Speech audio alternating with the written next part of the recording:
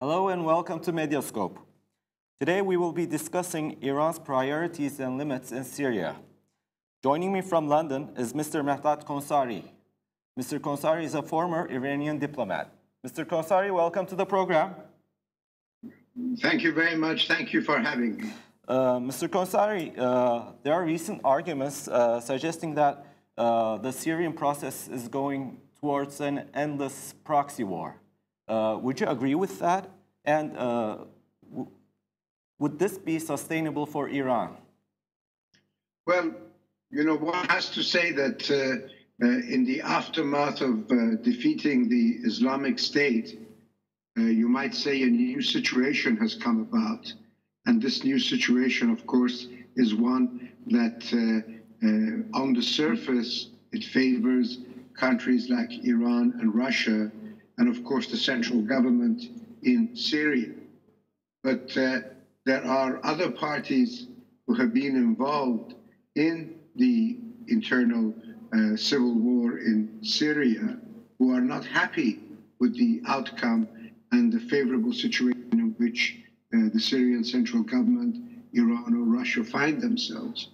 So they are sort of jockeying in order to try to advance their own interest in any way that they can. And of course, that situation which had existed with the proxy war that had been carried out by the likes of Saudi Arabia or Qatar or the United Arab Emirates, you know, in an indirect way in the last 6 years has now been exacerbated by the fact that the Turkish government is not happy with the way in which the Kurdish forces have ensconced themselves in Syrian territory next to Turkey with US support.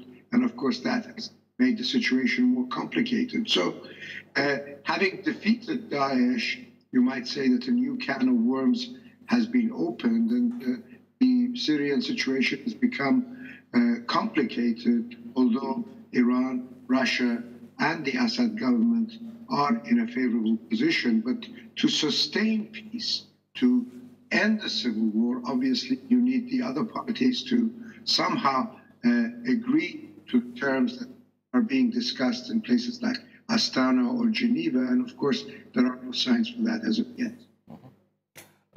One of the perspectives suggests that Iran is so much embedded within the battle that it cannot stop the war. Another perspective suggests that in order to consolidate its gains, it should decrease the violence. How would you approach this issue? Well, you know, Iran, of course, is in a you might say unique situation, and unique and difficult at the same time. The fact is that Iran has shown unswerving support for the Assad government and stood by the Assad government when you might say the entire world was against it and the Russians had not entered.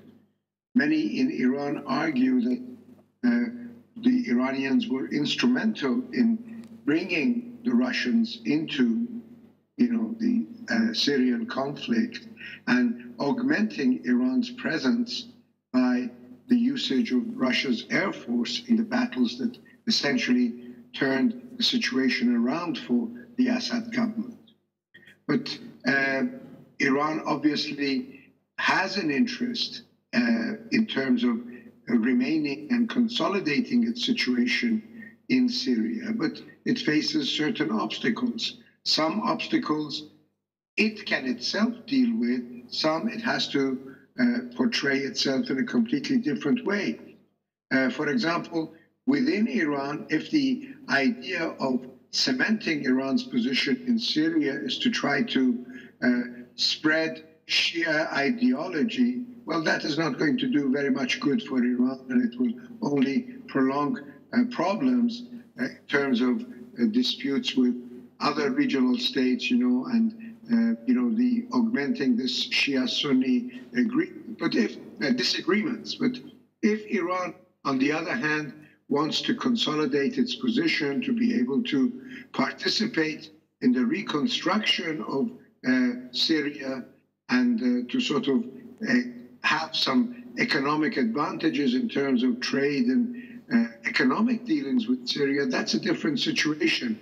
But for that, it needs to also be seen to be helping promote peace in Syria and to ingratiate the Syrian people, some of whom who have opposed the Assad government hold a very unfavorable view of Iran. So these are challenges that Iran needs to meet and face and try to work with its friends like Turkey and Russia in order to speed up the Astana and the Sochi process and try to make some sort of coordination with Geneva so that this civil war can be brought to a speedy end, with Iran able to retain its favorable position.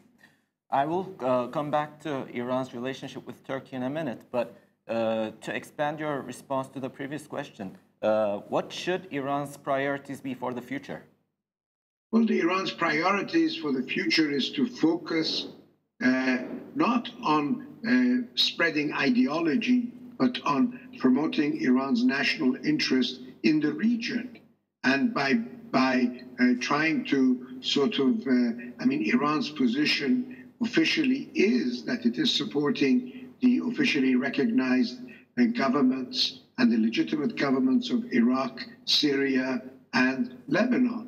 Obviously, some quarters in the Arab world take exception with this view and are trying to undermine the officially legitimate governments in those countries. Now, the fact is that Iran needs to enhance its diplomacy, not act in a provocative way, and try to consolidate its position in terms of promoting its national interest as things are. But for that, it needs to desist from trying to sort of focus on ideological issues, trying to spread Shiism in an area where, from Afghanistan and Pakistan to the shores of the Mediterranean, there is already a 40% Shia present in that general area. So Iran doesn't really need to do much more on that scope. But it needs to promote a settlement in Syria, and above all, it needs to avert a situation whereby it could find itself engaged in a direct military confrontation with Israel. Because after 39 years of chanting ridiculous slogans regarding Israel, which are of no use and of no value to Iran other than propaganda, it is now in a situation where it could end up in some sort of a direct military confrontation with Israel. And that would certainly not be Iran's advantage, nor to Israel, nor to that of any other party in this very explosive situation. So it must desist from provocations that could lead to greater conflict and greater instability at a moment when perhaps with the careful diplomacy and more care, some sort of settlement could be reached in Syria. Actually, this possibility of a Israeli and Iranian conflict is very much vocalized nowadays, especially after the downing of the Israeli jet. If we expand this issue, how would you assess this? Well, I think that was a very dangerous moment for the region, because the last thing you read right now is another party entering with full force into this military engagement. And of course, the Israeli Prime Minister has already made overt threats against Iran that it should desist from building military bases, Iranian military bases in Syria, or air bases in Syria, or for Iranian naval vessels and submarines to be making port calls at Latakia in the Mediterranean. So I think that, these are areas that Iran really does not need to act in a provocative manner. And of course, this goes back, this provocations of this nature. When an Iranian drone was sent into Israel, one has to sort of look back and see who made the decision to to send that drone, which sparked the military response that ended with Israel losing an aircraft and, of course, retaliating quite viciously against other targets within Syria in the aftermath of that. If that decision was made by, let's say, the IRGC commanders on the ground in Syria, that obviously could put Iranian national interest and Iranian policy making and diplomacy at risk. So there needs to be greater care in Iran to make sure that policy that is made by the Supreme National Council is implemented at the ground level by our IRGC elements in Syria, and that IRGC elements in Syria do not essentially engage off the road path in policies that could have severe repercussions for Iran. These are the issues, that are now being sort of contemplated.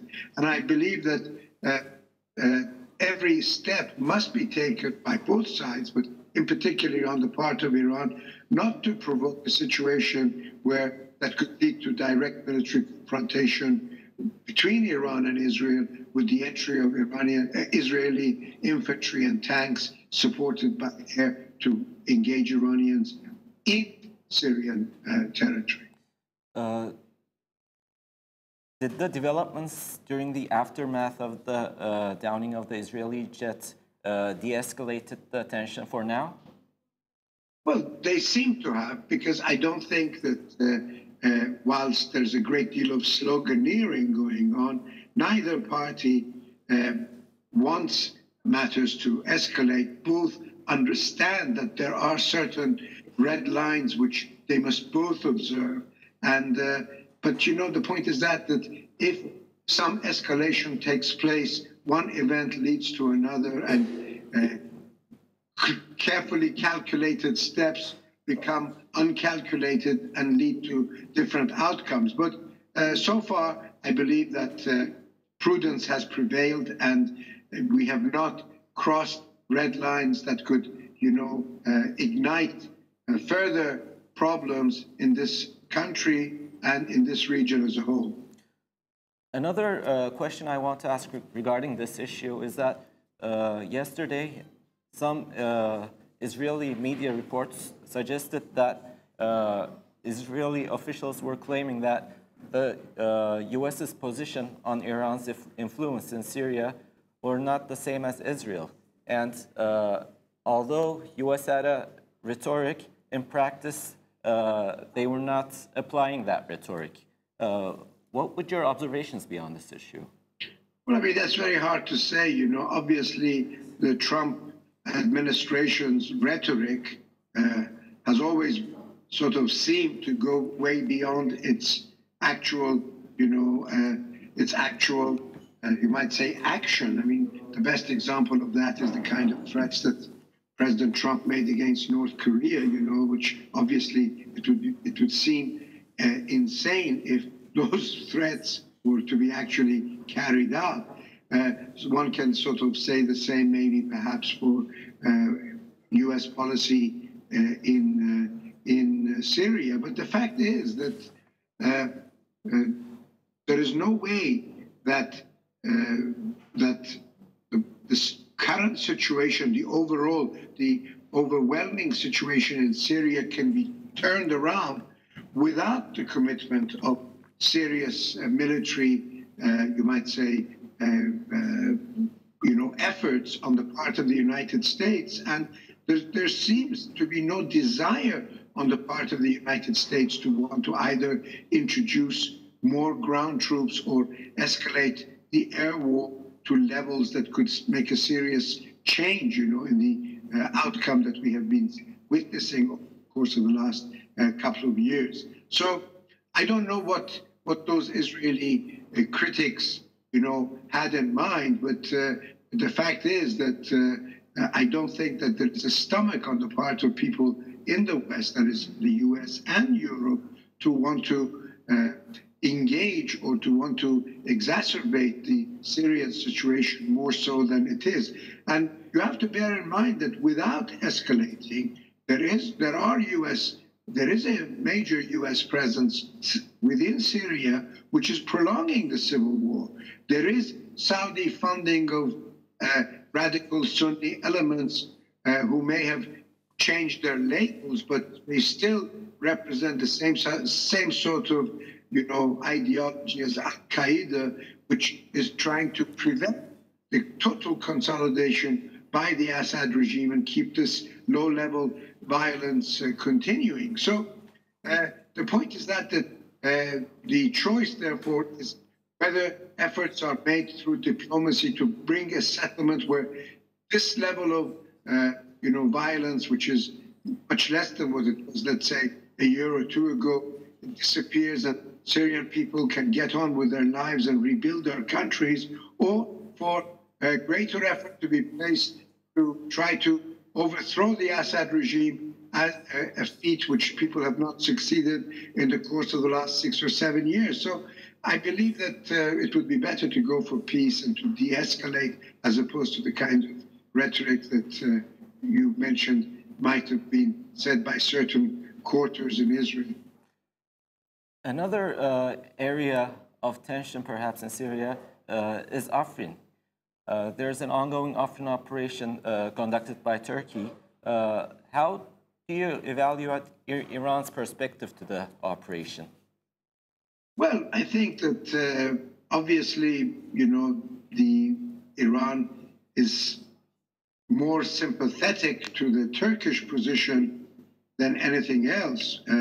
It sees the Kurdish elements quite apart from the way in which they are perceived by the Turkish government or the Turkish people as an extension of the PKK, but they see that as surrogates of the United States, who are trying to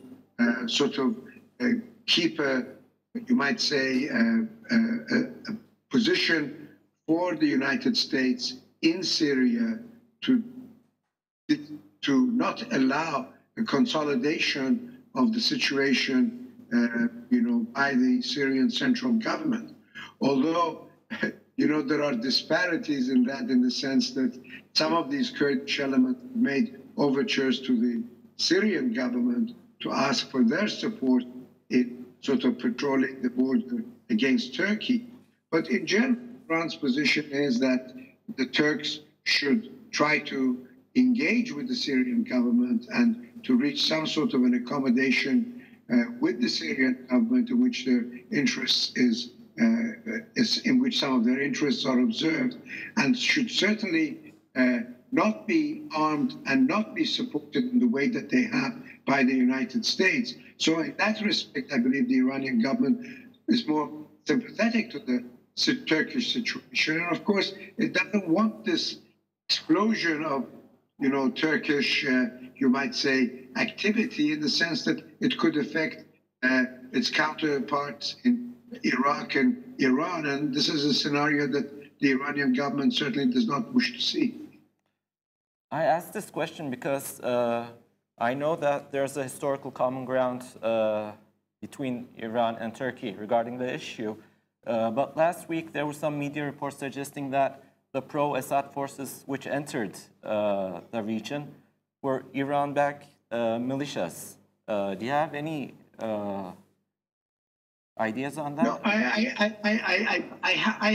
have read something to that effect too, but you have to bear in mind that this is a very complicated situation, and the Iran-backed militias are acting in support of the Syrian government, and it's the Syrian government who has been approached by some Kurdish elements, and it's the Syrian government that has taken sort of public position against some of the transgression which they allege Turkey has committed against Syrian territory. So it has to be seen in those terms, as opposed to Iranian-initiated kind of policy, because, as you said, there are more common grounds between Iran and Turkey over the issue of, you might say, the greater issue of,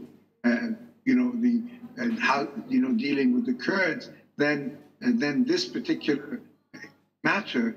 And this is owed simply due to the complicated situation in which all parties find themselves in Syria at this particular time. Mr. Konsari, thank you for joining. It's been a very informative talk. Thank you. Thank you for having me, and best wishes to you and all your colleagues. Thank you very much. Today we talked Iran's recent position on the developments in Syria. Thank you for watching us.